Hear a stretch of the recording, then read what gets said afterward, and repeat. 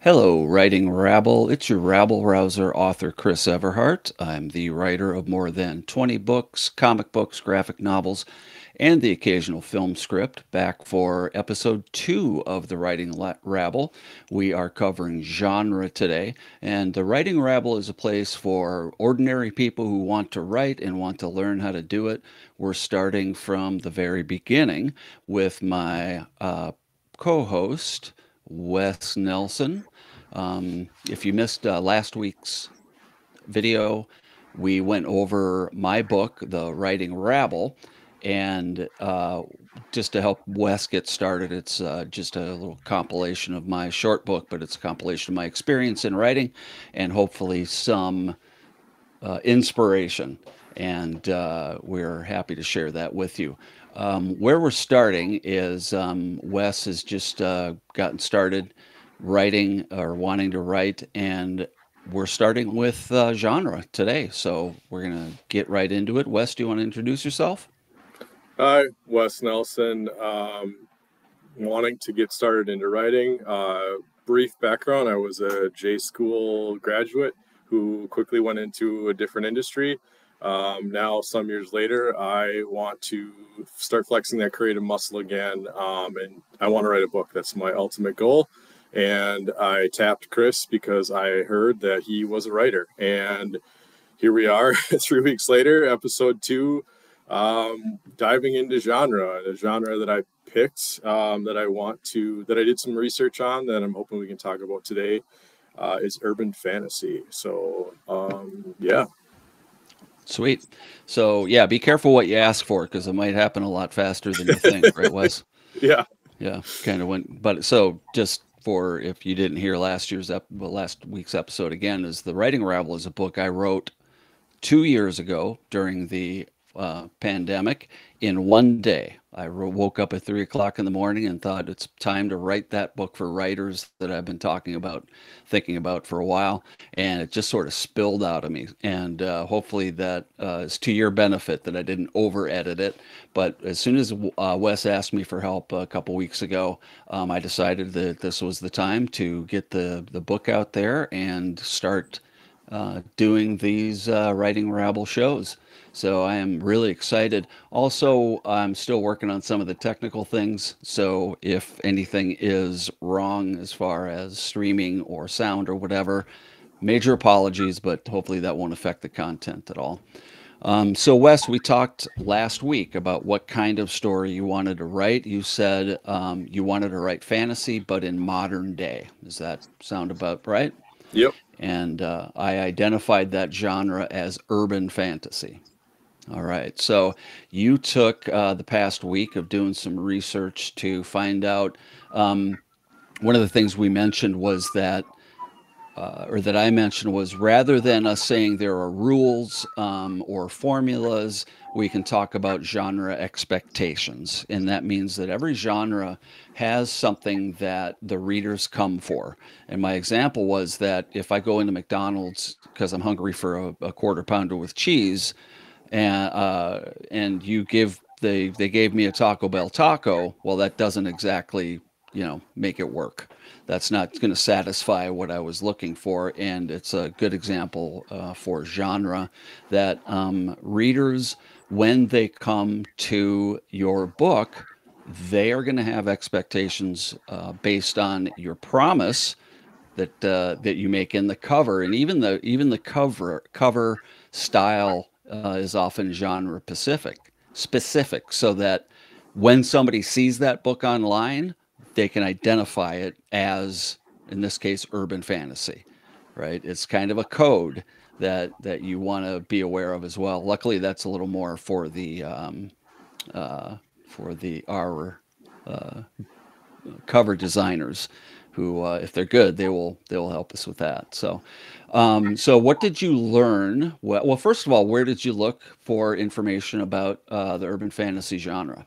So, what I did is, well, and just to take a step back, having started this podcast, YouTube show, reading the Writing Rabble has really sort of twisted and manipulated the way I'm thinking in a way that now I'm looking at everything kind of through this new lens. And in doing this research the past week, now I can't help but start to pick apart stories. I'm noticing things as I'm reading them, and it's interesting. But I can see where, if I'm not careful, it's like peeking behind the curtain, like we were talking about a little bit earlier. It's like, oh my gosh, now I'm kind of seeing how they're doing things. But all that to say is that this now seems way more accessible and attainable than it ever has, because now I'm seeing that I just got to work through within these expectations, fit the pieces in the right place, make sure in the Big Mac the buns are on the top and the bottom and not in the middle, and we should be good.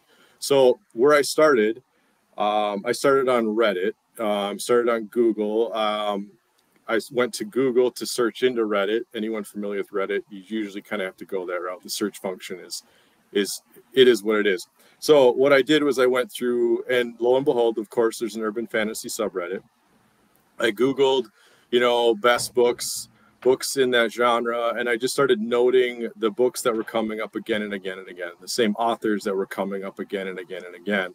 And I decided Jim Butcher's Stormfront, first book in the Dresden Files, was coming up a ton, and everyone was saying, start here, go here. This is the one to go with. I'll have a list of 5.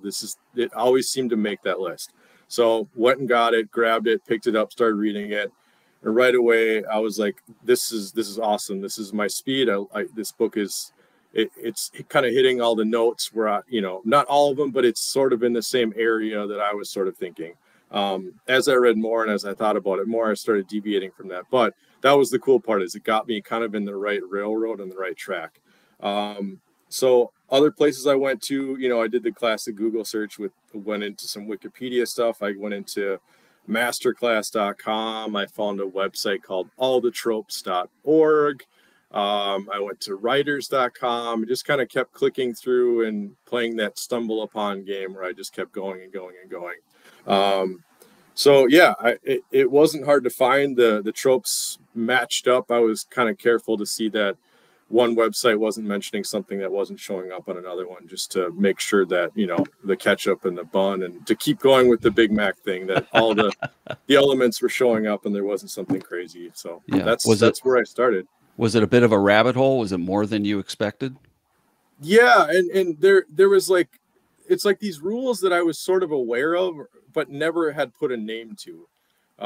Things like I'm sure we'll get into this later, but things like the masquerade, or things like reality unless noted. These concepts that are like, once I read about it, I was like, oh yeah, that's in the Matrix, that's in Harry Potter, that's in Teenage Mutant Ninja Turtles. Like I was like, of course. That's in Star Wars. Like all these stories, and forgive me, but there is a sort of formula to them. The F word. I'm being very careful here, right? Because I'm not saying that they're not great and that they're not unique. They are, but there seems to be a path that humanity likes to follow in stories. Well, they're great because of the sort of path or rules that they follow, because of the expectations that they deliver. Okay. If they didn't, they would have died a long time ago, right? Right. So you're getting into a new zone, as well as once you start studying this stuff, you can't unsee it. Yeah.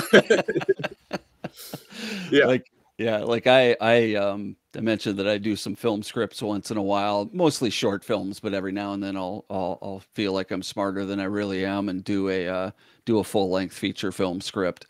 But once I started learning that, I sort of compulsively would watch the timer at the bottom of the video. Back when we still had DVDs, I'd watch the DVD timer, but now sometimes I'll actually hit that info button to see where, at what minute mark a certain thing is happening. And I'll go, oh, yep, that's exactly what's supposed to happen in 10 minutes. Yeah. That's like Law and Order. They're not going to reveal the killer until there's 10 minutes to go. Like the penultimate commercial break, now we're going to get into it. And everyone they revealed up to there, it's probably not that person.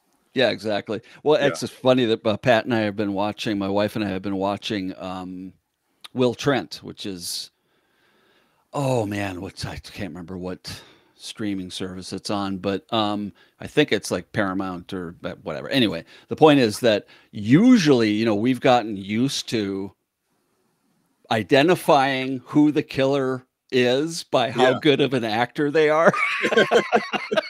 Go like, yeah, he did it. And now, but that Will Trent in particular is good at not tipping that off. So that's been Oh, kind of sure. fun. Yeah. Yeah. But I was listening to today to, and I'll post this. I actually put it on the Writing Rabble YouTube page under suggested viewing or whatever it is. That I was watching a stream. Well, they actually call it a master class or something, but it's an in-depth interview between Alex Ferrari of Indie Film Hustle and John Truby, who is a well-known screenwriting consultant teacher. And it was all this whole 2 hour thing was about genre.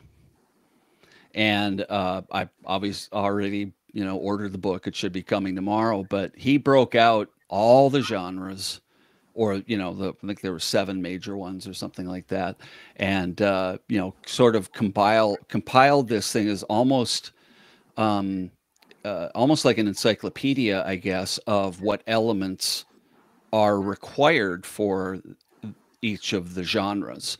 Okay. And yeah, it's pretty cool. I'm looking forward to reading it, but unfortunately, it'll probably cram my head so full of of ideas that it'll psych me out. It'll freak Yeah. me out for a while, so and knock me off my game. But genre now, having done this research, do you understand why genre is so important? Why the concept is so important for a writer? Yeah. Yeah. I mean, I have probably more questions about that later down the road. Hmm. Like, do I need to? Because I can't. And when I was thinking of all these lists and stuff like that, like I couldn't. There's some movies, books that don't always have everything. So, is there a magic number? Do I need to have five of the six? Do I need to have at least two of them? How does that all work? I guess would be a good question because you want to nail down and you know you want the expectations to be met, but how much do you want to subvert that? I think you know as I just trail off here. Well, I think what will happen is that you'll think that you can get by with only 80% of them, Yeah, and then as you either get further along in the book or you finish it, you're going to see something. You won't be able to identify it exactly. It's like yeah. something's missing. What for some reason something isn't working. Then you'll go back to the list of expectations, and you'll be maybe I don't know either enlightened or disappointed that you actually need those Oh, okay. all eight of them or whatever that is. Yeah, But yeah. I think it is important not to get too hung up on what those details are early on, Okay.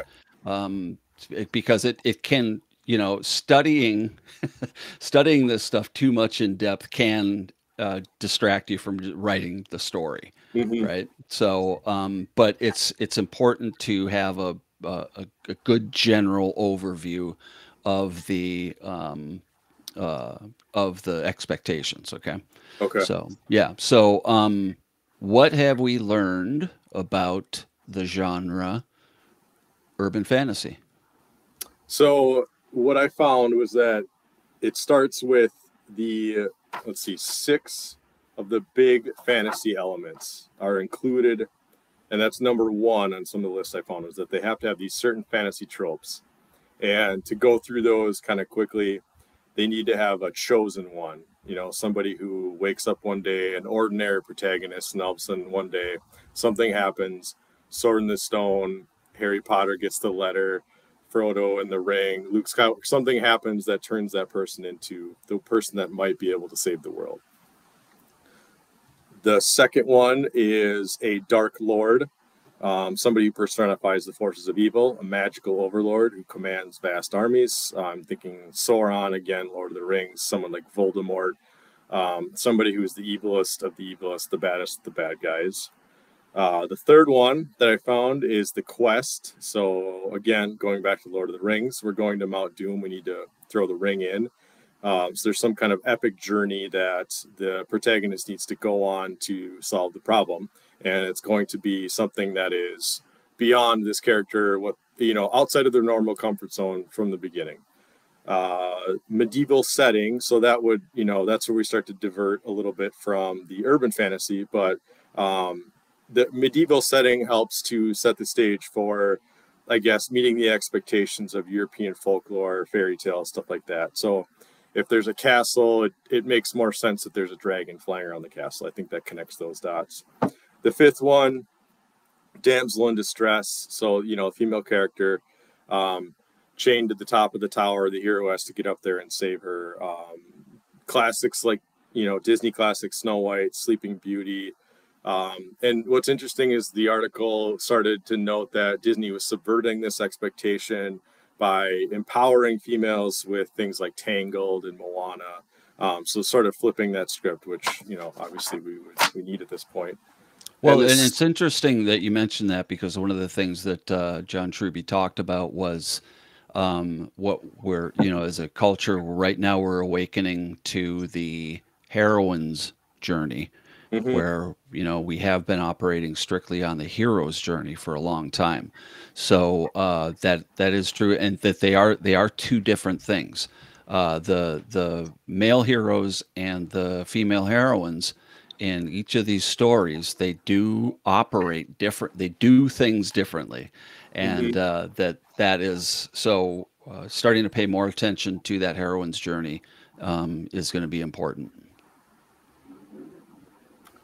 The last one that I noted in the fantasy sort of subset of elements was the mentor. This is the wise elderly figure who educates the protagonist. So Gandalf would be for Frodo, and Gandalf would work for Bilbo.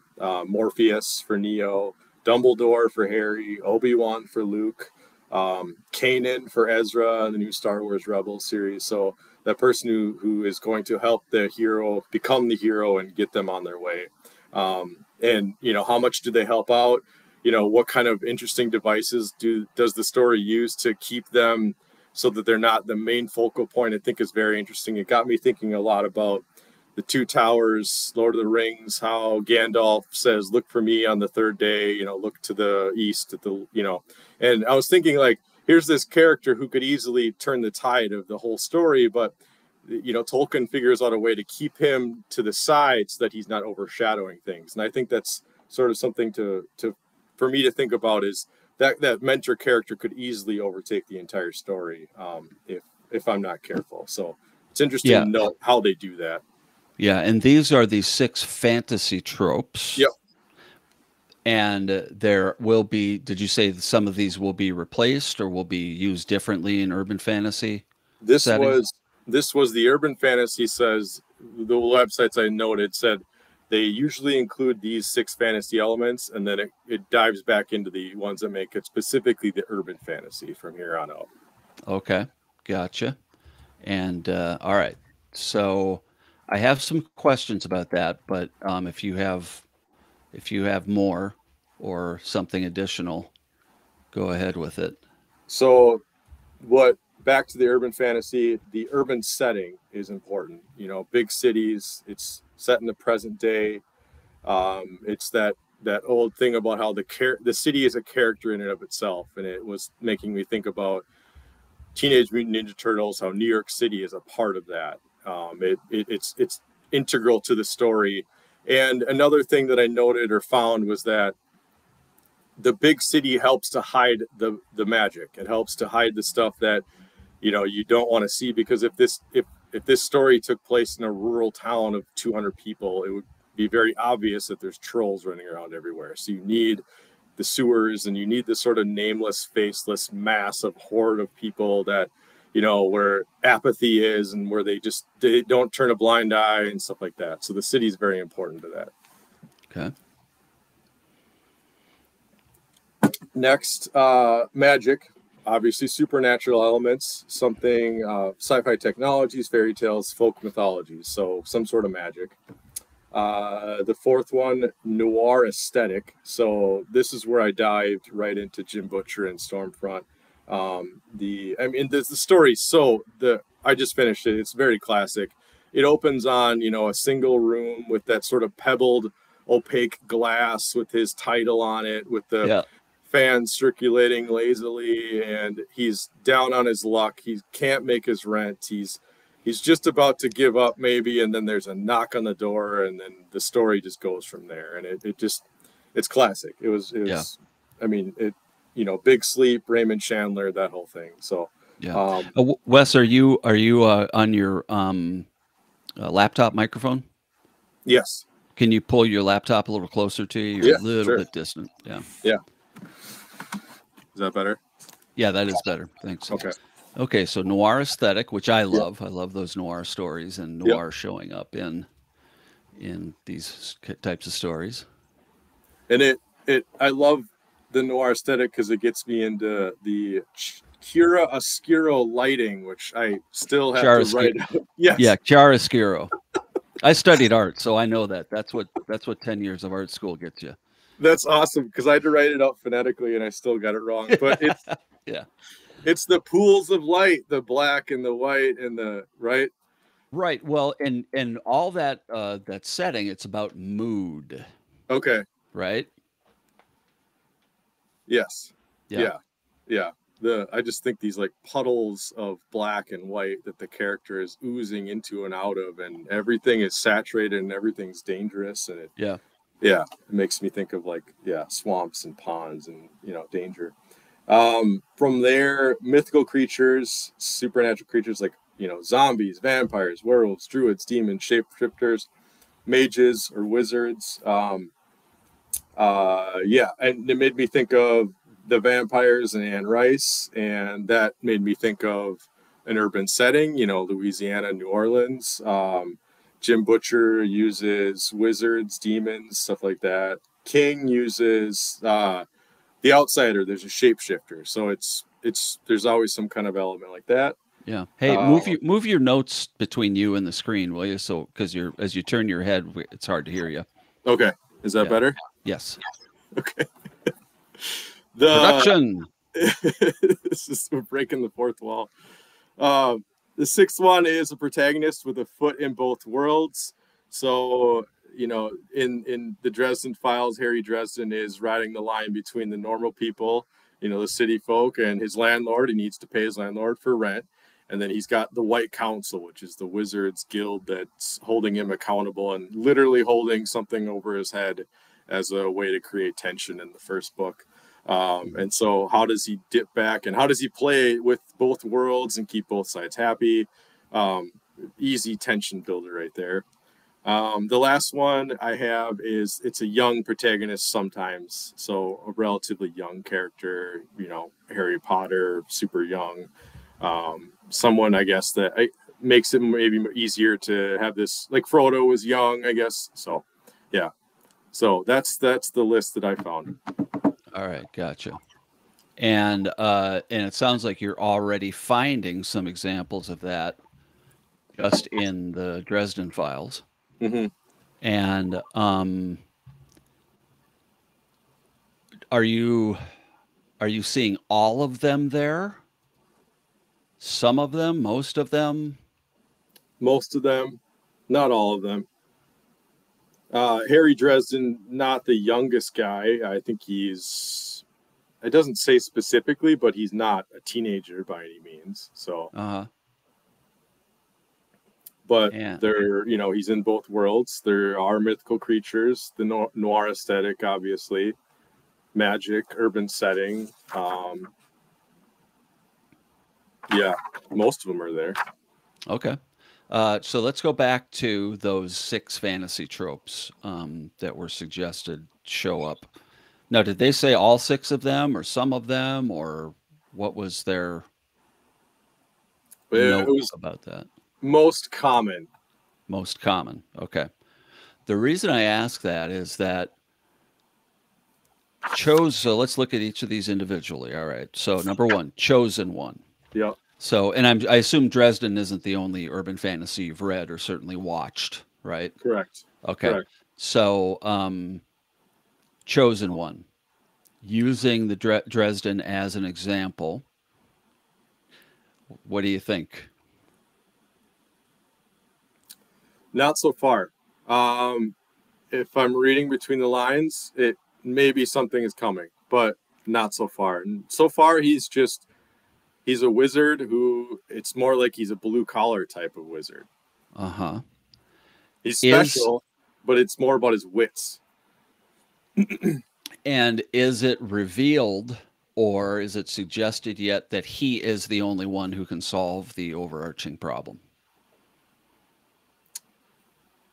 He was positioned in there, but by way of the series of events and the characters that approached him, but not in a way that no, I mean somebody else could have done it, Okay. but only through the way that he was able to do it could he have, ride the line and somehow come through the end there. So yeah, Okay. So, well, it sounds like he may qualify as as the chosen yeah, one, sure, however reluctant he is, yes, yeah, however, if I and forgive me, I haven't read it, but I'm somewhat familiar with the character. That he fumbles through things a bit, mm-hmm. kind of accidentally this and oops that, but it turns out Yes, for the better. Yeah. yes, Okay. yep, So number two is Dark Lord, yep. a magical being who personifies evil and is a master of dark forces. Which I didn't find. Okay. I didn't really get the sense the antagonist in the story was somebody who stumbled upon a great power but was not real savvy with it, was sort of an ordinary guy who made, it wasn't like a Sauron or a Voldemort where I was shaking, the hairs on the back of my neck weren't standing up. Okay. Is that kind of character suggested? The sort of the storm clouds on the horizon kind of a feel. Yeah, yeah, yes, I'm assuming so because he hints around about this other realm called the Never Never, and I got the sense that he's very much laying the foundation for. I'm guessing, I haven't looked into it. I'm guessing there's a ton of these out there. So Yeah, yeah, there are a lot in that series. Okay, so that could be coming as well. Um, all right, and then the next one we had was forgive me, I lost my document there. Quest. the quest, yeah, So yeah, so he's he's in his world, right? He's not leaving, at least not at this point. What is his world? no, he's not leaving his Okay. world. He's in the city. He doesn't really have to go anywhere. He's in Chicago, so it's a real city. So yeah, no Yeah. real quest that I could tell. Okay.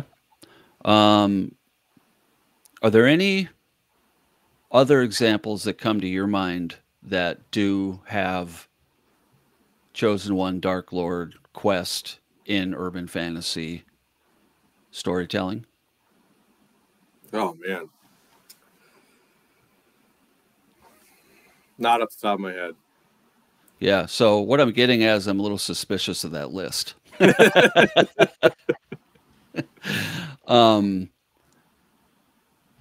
I think one of the elements of urban fantasy is that it is. Yeah, I just heard this on the thing with John Truby I was talking about earlier that epic, when it comes to genres of stories, epic has to do with the actions of the hero will determine the fate of the nation, in quotations, culture, whatever. Um, so I'm thinking that there is a different list of tropes or elements for urban fantasy that are different. Now, the next one is yeah, the next list of urban setting, magic, supernatural elements, noir aesthetic, mythical, supernatural creatures, protagonists with a foot in both worlds, and can be, but doesn't have to be a young protagonist. That's all in there, right? Mm-hmm, mm-hmm. Okay. So I'm thinking that things, that first list is more epic fantasy. Okay. Yeah. So the there is a difference between urban fantasy and epic fantasy. Now we're kind of seeing, and this is actually pretty good because it's showing us the difference. Yeah. Yep. So you've got, so I think we can probably scratch out that whole first list. Well, and it's good, honestly, because now I don't have to shoehorn some of these elements in that I was not. Exactly. Yeah, Yeah. so it's good. Yeah. So, and while you were reading Dresden, you might have been thinking that it's like, wait a minute, where's this and where's that? Yeah. In an urban fantasy type of story, it's actually more likely that someone else is going to be the chosen one, and that your main character, your hero, is going to help that character. Oh, okay. Because they're, in the spirit of protagonist has a foot in both worlds. The action for in urban fantasy comes from the day to day, Mm, not so much from a quest where they leave their ordinary world and enter into something completely different, right? so it's kind of like those this when those two worlds are colliding or not colliding, and the day to day. Okay. Yeah. And the other thing is that unlike a quest, in a quest, you have what we call the ordinary world, and then that character. We probably should have started with the The hero's journey. hero's journey. I guess that's what we'll be doing next week. That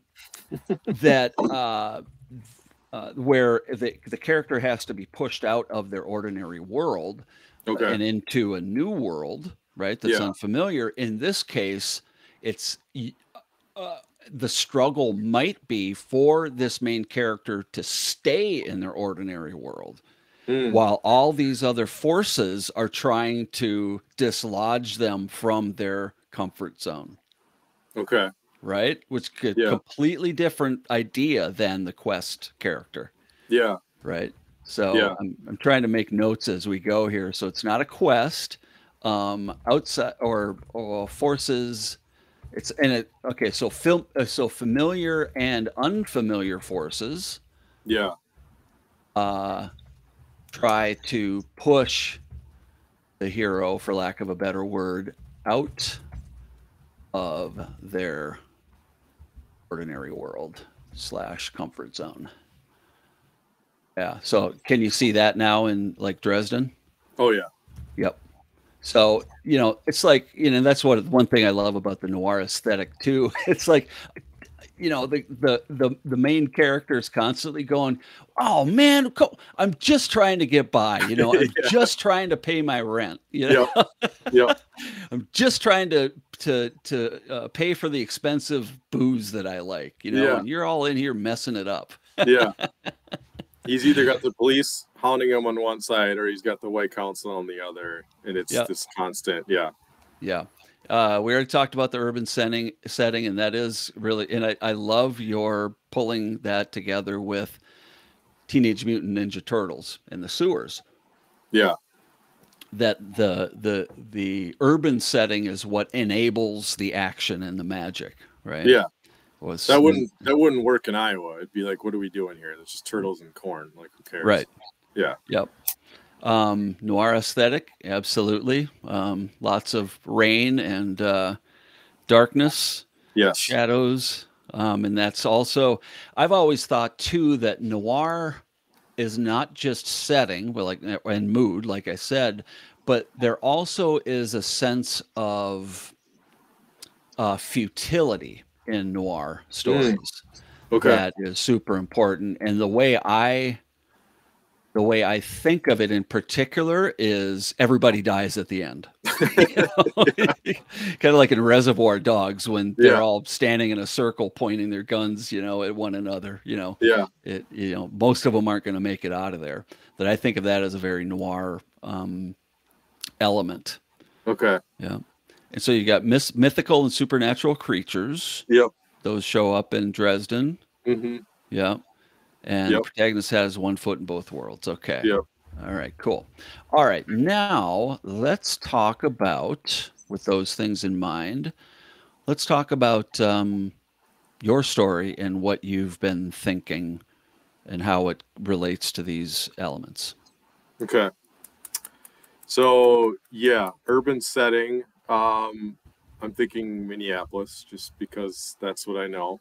Huh? Um, I don't want to get too far afield with a setting I'm not familiar with. And I think about this a lot. Like I know, like, write what you know is right. So I don't want to set it in, Cairo or Seattle. It just, so I'm thinking urban setting. I'm thinking Minneapolis. Yeah. Um, And that is part of what makes these stories interesting is the local color, so to speak. In fact, I have a friend who's a writer and is currently writing an urban fantasy comedy set in Minneapolis, okay. and it's part of what makes it interesting. And, if it was Boise, Idaho, it would have another kind of interest.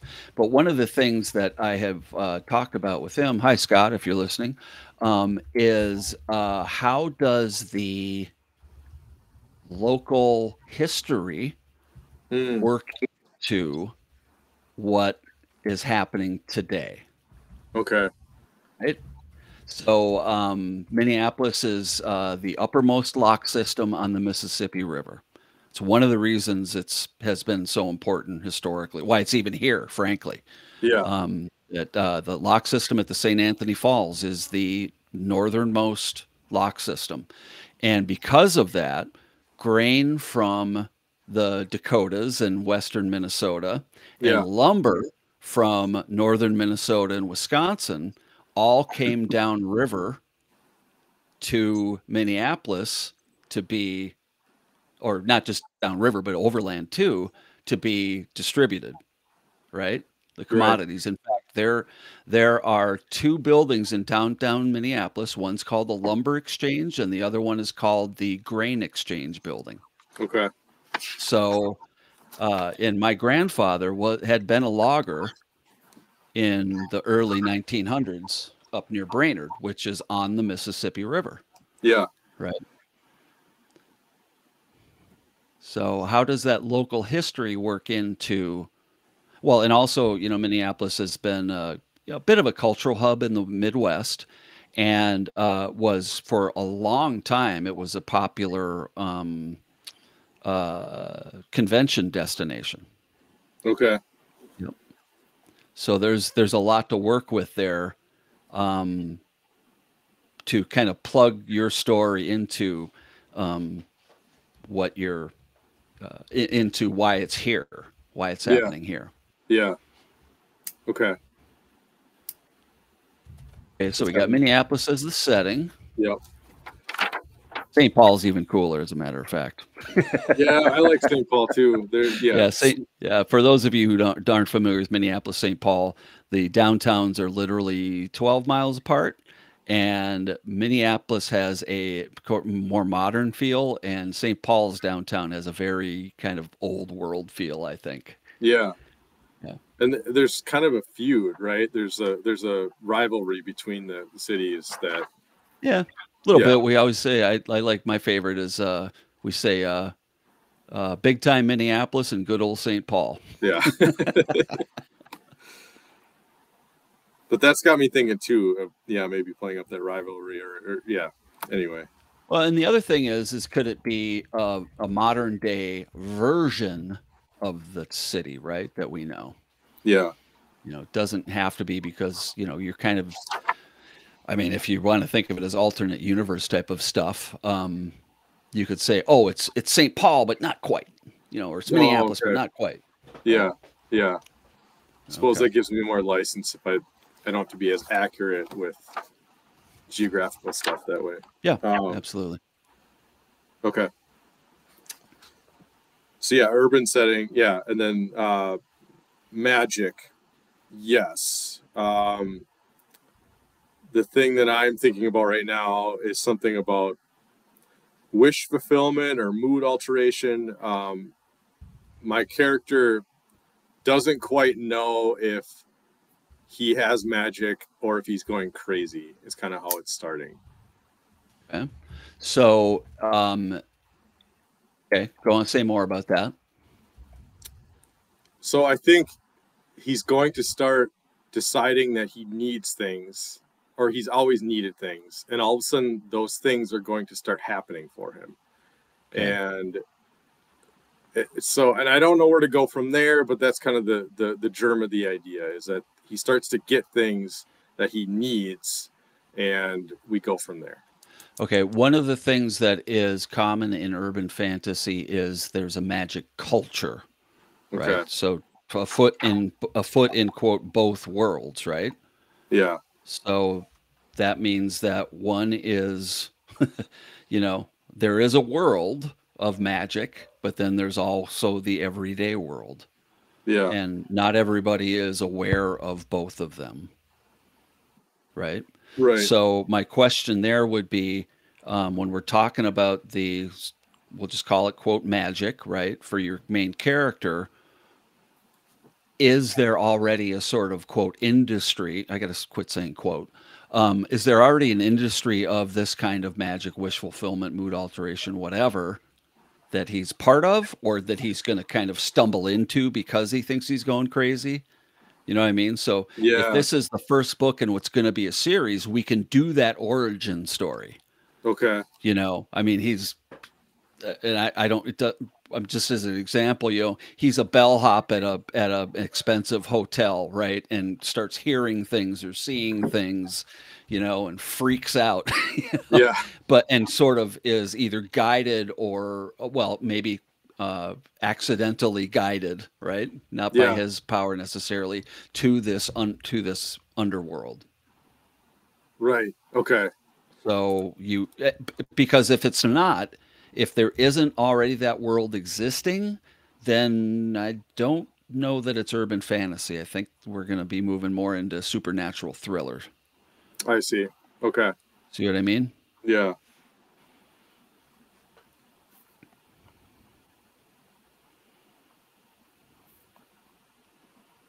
Okay. I might. We might go there. I'm not sure yet. Yeah. Okay. Okay. And what was next on that? The noir aesthetic. Noir. Yeah. Yes. Which I mean, you're gonna have to help me with the pronunciation again, but chiaroscuro Chiaroscuro. Yep. That's pretty good. li- lighting. I mean, that's perfect for winter in Minneapolis. I mean, Oh yeah. just it's constantly dark. There's always Right. lights on. I think that setting is really attractive to me to write about. I'm very familiar with it, so Okay. that one seems good to me. I like that. And we have our share of rain in the summer, so Yeah. it can be, you know, it can be dark and cold or dark and wet. Although the snow does take away a little bit of that darkness. That's true. Yeah. Yeah. But so again, the noir aesthetic isn't entirely about shadows because that's hard to get across in a book anyway, Yeah. right? Yeah. It's about the mood of the story, Okay. right? Yeah. And, again, like I said, just, qualities like futility, not exactly that, but, you know, that I should say that, when it comes to futility, a lot of the great noir books like The Postman Rings Twice, Double Indemnity, if you haven't read these books, you gotta read them. They're so good. But those are one-offs. Those are Okay. standalone books. So you can afford to kill everybody at the end. But in our business, we have to keep our characters alive, Yeah. or at least the main characters. Right. Or Yeah. keep introducing so many characters that you can afford to lose some of them. Right. Well, and also your main character has to live. Yes. Otherwise you Yeah. don't have a series. You have you have an anthology. Right. And then it's like I always think about the stakes of that. If I'm not afraid of the main character dying, how real are the stakes then, or do people care? I don't know. Well, that's a fair question, and the answer is that everybody knows the main character is going to live. Yeah. The tension comes from how he'll do it, Okay. you know. And also, if there's comedy, then it's, that's also the source of comedy. Yeah.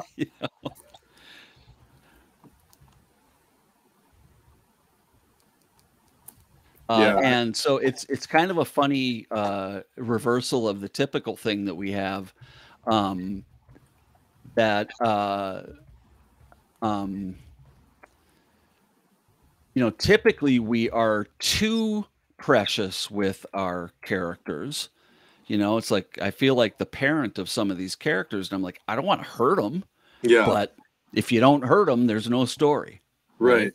So we're kind of talking about, and this part of the psychology of the writer is that, well, I don't want to hurt him, but I got to kill him at the end. Well, luckily we don't have to kill him at the end, but again, you can't be nice to them. They got to get pretty beaten up, Yeah. right? They have Yeah. to they have to go through some serious trials and tribulations. Yeah. Yeah. Otherwise, it just doesn't ring true. It's just not. Yeah. It's not interesting. Yeah. Yeah. So again, yeah. So noir isn't just about the lighting. It's about the mood and other characteristics, elements. I just like saying chiaroscuro. I think that's the best. Yeah. Well, now that you've learned how to say it, you got to use it, right? Annoyingly, as much as possible. Yeah. And if you read books that are from the great and even some newer noir writers, you'll see that it's also about kind of what you choose to describe, right? It's Oh, it's okay. what you leave out as much as is what you put in, right? Okay. So even a daytime scene can be a noir setting if you're choosing, like, and I think of particular downtown St. Paul. It's like, okay, so it's 11:30, and all of the panhandlers are done with their morning shift, and they have their pint bottles in brown paper bags, Hmm. and they're all sitting down for their morning, vodka break, Yeah. Yeah. right? And it could be perfectly sunny, but Yeah. Yeah. you're focusing on the darkness. Yeah. Yeah. Or like they descend into a bar that's sort of subterranean with no windows and it's yeah. Okay. Yep. I don't know. This is starting to feel more like I might be into supernatural thriller the more I think about this, but Okay. maybe we should keep going on this list. Well, yeah. Let's look at it and see where we're Okay. at. Okay. So mythical supernatural creatures. Yeah.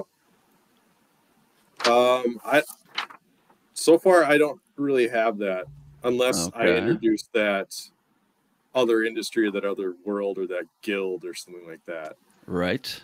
Right. So far in my head, this person is on their own trying to figure something out. Okay. All right. So I think you might have a supernatural thriller, unless unless you really want to write urban fantasy, which this story can at this stage, Yeah. right? Yeah. Genre is important. This Yeah. is the stage where you want to decide these things, Yeah. because you can build on the basic scenario that you're talking about, the basic concept. You can build it either way. Okay. So, let's decide that now to get Okay. you on track. Yeah. So if you like those elements of, if you like having a lot of characters to play with, if you like the community Yeah. that will come with an urban fantasy, an urban fantasy tale, right? If you want to build the stories through all the possibilities that all these different characters and these powers and supernatural elements can be ingredients of, then yeah, you want to write urban fantasy. The supernatural thriller, as I said, is going to be, it is more the lone type of person Yeah. with maybe one or two like characters who pass through. Um, that does speak to a little more of a quest Yeah. type of story, Yeah. because in that scenario you're talking about, where if he has he's trying to figure out if he's crazy or if he has powers. Well, where does he go or get led to Yeah. in order to figure it out? Does he Yeah. get led into a community of people who already do it because that world exists? Or does he have to kind of go and cobble it together on his own? Yeah. Yeah. Because that seems like, yeah, I'm just trying to think out loud here. But yeah, if he know, Sorry? yeah, if he finds the industry or finds the guild, they find him right away. That's going to happen quick. It feels like. Whereas if, yeah, in a thriller, he's going to spend most of the book trying to figure that out. I'm thinking of like that Blake Crouch, I think. Yeah. Anyway. There's another interesting thing about this wish fulfillment thing coming through an urban fantasy type of thing, and that is the theme Mm-hmm. of the which we'll get into. So if to me the urban fantasy version of this leads to class differentiation, Oh yeah. right? Yeah. So you've got people who have already availed themselves of this wish fulfillment industry and Oh kept it yeah. really quiet, Yeah. Yeah. Yeah. Yeah. right? Yeah. And at the same time, so some can afford it and some can't. Yes. Some go into debt, right? Now Yeah. you've got the kneecappers kind of thing where, hey, Yeah. you owe on your thing, your wish, or we're gonna take it back, right? You wish that you could get that beautiful woman in your life. Well, your Yeah. payments due, Yeah. and if you can't afford the vig, well, we're gonna reverse the wish, and she's gonna wonder what what she's doing with a schlub like you, right? Oh man, that's great. Yes, because he he makes a wish. He doesn't even realize he's doing it. It comes true, and all of a sudden a knock comes at the door, and it's the strong arm saying, "You owe us," and then Ah, boom, there we go. yeah. Now he's into the culture, Now he's into the cult, and he doesn't even know how or why or what. Yeah, and right? he's just kind of lost. Yeah, Yeah. I like that. And getting back, and this is where the idea of the chosen one can come in a little bit, Yeah, and that is, and kind of, dovetail into this, is that the reason that he was able to make this wish for himself yeah, put him on the radar of the people who have been doing this for other people, right? So he gets pulled in because he has sort of this natural ability suddenly to do it. Maybe it's yeah, because he hits an age or something like that, or something happens that gives him that ability, yeah. and that puts him on the radar of the underground industry. That's awesome. Yeah. So now supernatural. So imagine supernatural elements. Where do we say? Let's see. We said not a quest, urban setting, natural supernatural elements. Mythical and supernatural creatures. Yeah, Okay, so how would that fit into this story? that It, go ahead.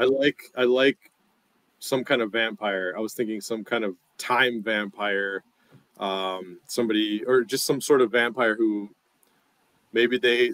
Now I'm just going off this other idea that maybe they feed off of the needs of others, and now they're able to make these wishes come true because they're sucking it from some other source or something like that.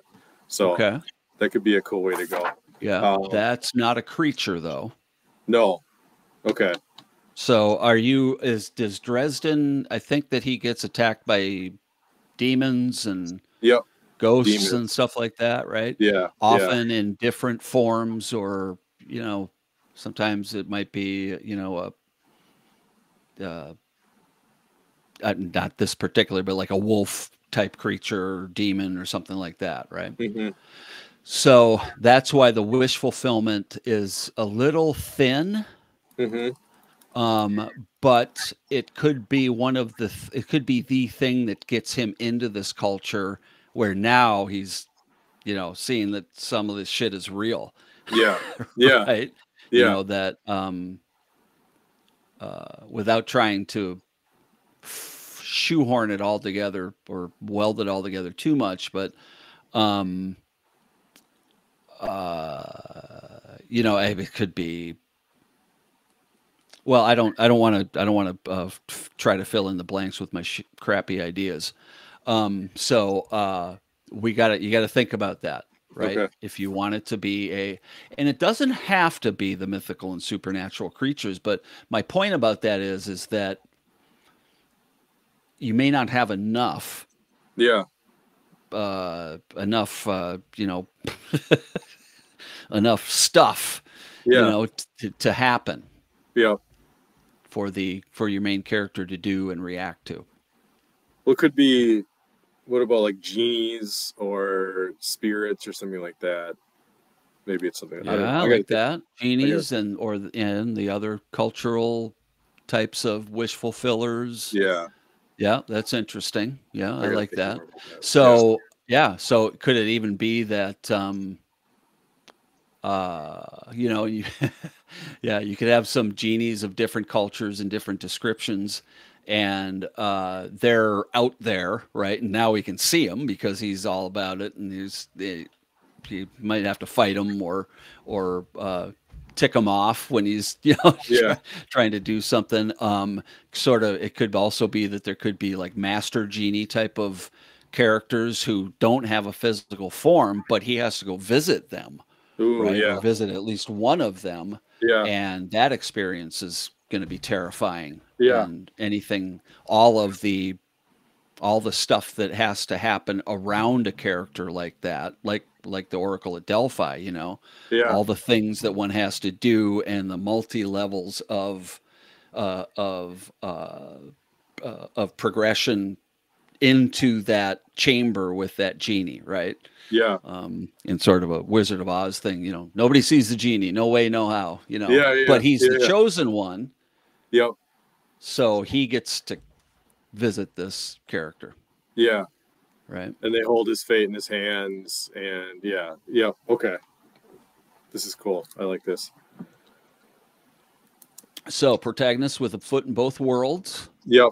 Yep. So he has to continue whatever life he has. Right. Usually it's they've got a girlfriend or somebody or something that they care about, uh, elderly parent that counts on them, right?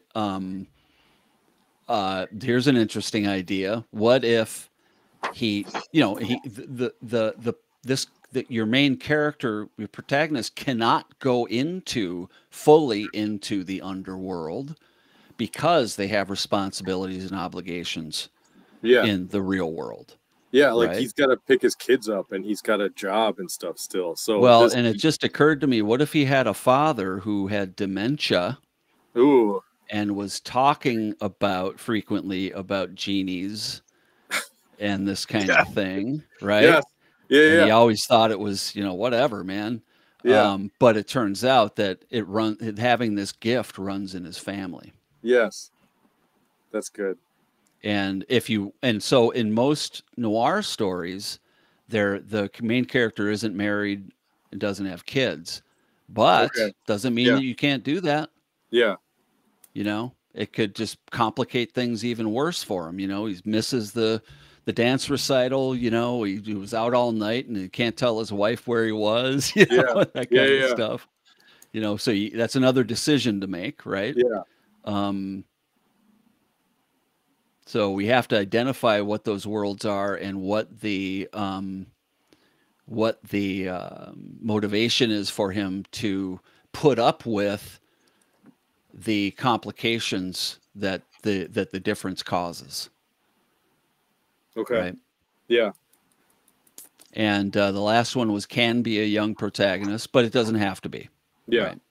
Right. You decide what who that character is based on um, based on your feel, right? Yeah. You being a father of young kids, it might be, no, I want to write that story. Yeah. I want to, because, and a lot of times, I always say that, these stories are about identity. And the question that I'm asking, well, the question I'm presenting is who will this character be in this situation? But the Mm, question I'm really asking is who would I be in this situation? yeah. And it doesn't matter for me. It doesn't matter whether I'm writing about a girl, boy, man, woman, whatever. It's we're asking who who does this character become in this situation? Yeah. That's interesting because right now I feel like I can only kind of write about myself, Huh? being self-centered, narcissistic. It's very easy for me to think that way, but I want to challenge myself to write from different perspectives and do different characters.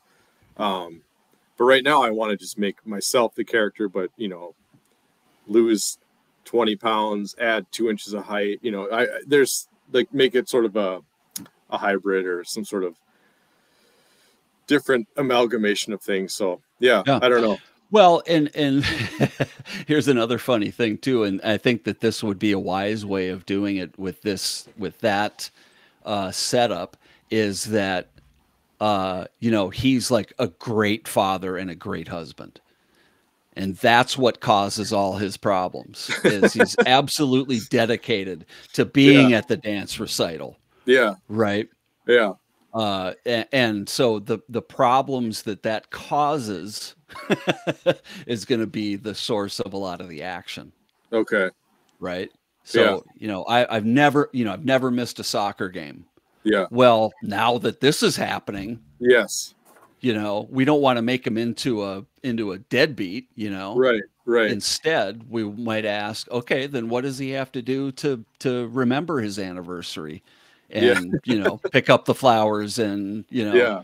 uh, get there on time in the car to pick her up to go to dinner, and hide the dent that's in the back fender because he was getting chased by a genie, and Yeah. spun, Yeah. you know what Yeah. I Yeah. right? Yeah. So his challenge could be um, trying to maintain his and maybe it was because his dad was a bit of a deadbeat, Yeah. Oh right? yeah. And so now Yeah. that he's looking after his dad who's got dementia, he's doing it out of obligation, but Hmm. now he's starting to understand why his dad wasn't around, Yeah. why his dad acted crazy, why he was out all night, why his mother was always sad, and why he ultimately left. Yeah. Yeah. And then he has to reckon with what that made him into, and then have some sort of moment with his dad later. And yeah, Yeah. interesting. Yeah. Yeah, so I think a lot of the fun could come from him being a good dad, a good Yeah. husband. Yeah. Yeah. What is he? What kind of treats does he show up with? For the kids on treat day. Yeah. If he's been in this underworld. Yeah. you know. Uh, so I think there's a lot there if you want to go the urban fantasy route. That's cool. Yeah, I can. This is exciting. I can run with this. Okay. Well, Yeah. what we're about time. Yeah, we're an hour and 4 minutes again. Um, so do this then for our next session, Okay. and we'll start to formalize some of this stuff as we go along. All Okay. right. But for right now, just explore everything we talked Okay. about how to make this story into an urban fantasy. How to take your character from ordinary life, doesn't matter what he does, it might be interesting if he had a job also that Yeah. required a lot of him. Um, and then just kind of just freewheel it. Just make notes. Okay. Just kind of just get started and say, what if this and what if that, right? And maybe write out this first thing, choose a name, and say so and so. Harvey Johnson is an attorney who lives a great life dedicated to his wife and children because his, which he had to do because his father was a deadbeat, right? But X happens, and in trying to figure out what's going on, he has to search or he gets pulled along into what, and then everything that, anything you can think of that could go along with that world and that struggle. Okay. And that could include some short scenes, right? Sometimes a conversation between him and his wife, or or whatever. What? How would he act if he just came out of that inner sanctum and saw the genie, Yeah. which would just like absolutely mesmerize somebody, and then he's got to go and get his taxes done. You know what I mean? Yeah. Yeah. So just Yeah. kind of just freewheel it. No wrong answers. You're just exploring it. Okay. And if you can have that done by Saturday and send it to me, I'll read through it, and then Okay. we'll kind of go over that together next Sunday. And that at that point, we might be able to apply my my what I think is a pretty good starting point. When, what, how, why, and why now. So Cool. we'll we'll see if that fits in. Okay, Okay. does that sound good? Sounds great. Yeah. All Excited. right, man. Well, good start. Very good Thanks, dude. start. Now you're getting to see how the sausage is made, This is awesome. Yeah. and you can't unsee it. No. All right, buddy. Any other Cool. questions? Anything? Any last Uh, minute? well, no, I'll save it for next time. There's a tease for you. Okay, excellent. We got a question waiting. All right, I'm going to sign us out, and then we'll be done, and you'll get you on to work. All right, writing rabble. This has been our episode 2, where we talked about genre. We pretty well started with an idea that Wes has, and we started to work it into the urban fantasy format. And this has been a lot of fun. Yeah, this is some of my favorite stuff about writing. And so, what we're going to be doing is he's going to write up his just general notes that sort of fit this story into an urban fantasy, and then we're going to go over it next week and start putting some backbone into it.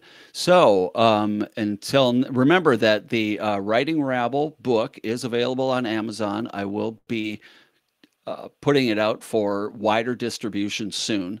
That is on its way. I'm also going to get rid of this ugly cover and have a decent one made. So I promise you won't have to look at that eyesore for very long. But in the spirit of the Writing Rabble, I got it done and I got it out there. That was really important, and then we can correct our mistakes along the way. So join us next week, and we will be talking about putting together Wes's story and mapping it out a little bit. So until next time, Writing Rabble, Bud and Chair, words on page. Bye now.